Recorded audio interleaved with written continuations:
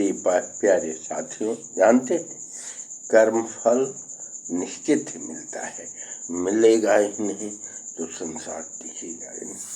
जानते हैं एक मर्तबे राजा दशरथ के दरबार में दो आदमी आपस में प्यार करते थे।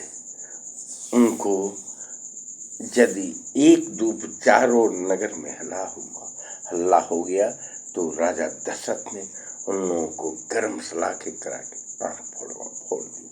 उनको अंत में एक श्रवण कुमार नामक लड़का हुआ, जो कि दोनों कंधों पर बैठा के कांवर बना के दशरथ चारों ओर घुमाया, मतलब कि सभी तीर्थ घुमाया।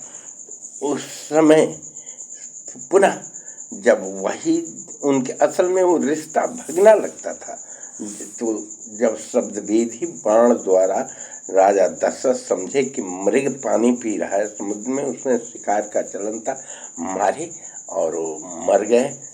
तो वो कहते हैं कि पानी पिलाने के लिए श्रवण कुमार गए थे, अंधा अंधी को पिलाने के लिए, तो कहे जो कि किसने मारा, ये तो मैं आपका चाल नहीं है, ये तो मेरी चिमटी का चाल, मेरे श्रवण चले थपक थपक उड़ के अंत में जब बताते हैं तो कहा कि जाओ वैसे ही तुम ही मारे जाओगे।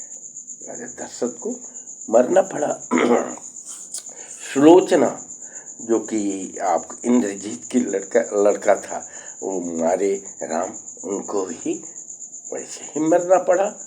जानते हैं जब अन्य सभी को, रावण को भी राजा दशरथ नहीं रामचंद्र जी मारे थे, तो उस मंदोदरी के श्राप से उनको भी मरना पड़ा।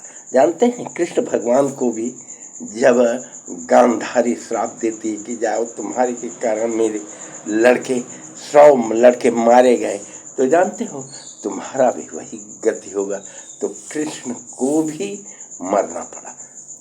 मेरे प्यारे साथियों, कहा गया है सीता हरण मरण दशरथ के वन में विपत परी कर्मगत तारे ना टरे। जो जैसा करता है, तो जब राम भी मारे गए वैसे ही जिस तरह से उनको सीता का अब ये हुआ वैसे ही हुआ। कृष्ण भी जब ये मंदोदरी और धृतराष्ट्र और गांधारी द्वारा श्राप पाए, कृष्ण स्वीकार किए, वही गति हुआ, मारे गए।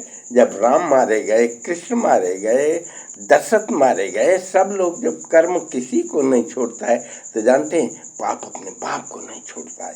इसलिए मैं वादा करता हूँ, पूरा कर्म न करो, जीव जो ऐसा करेगा वैसे ही पाएगा। कर्म गति प्रधान होता है मेरे को, मैं प्रणाम करता हूँ। जैसा करो ऐसा पाओ, जय श्री राम। बोलो।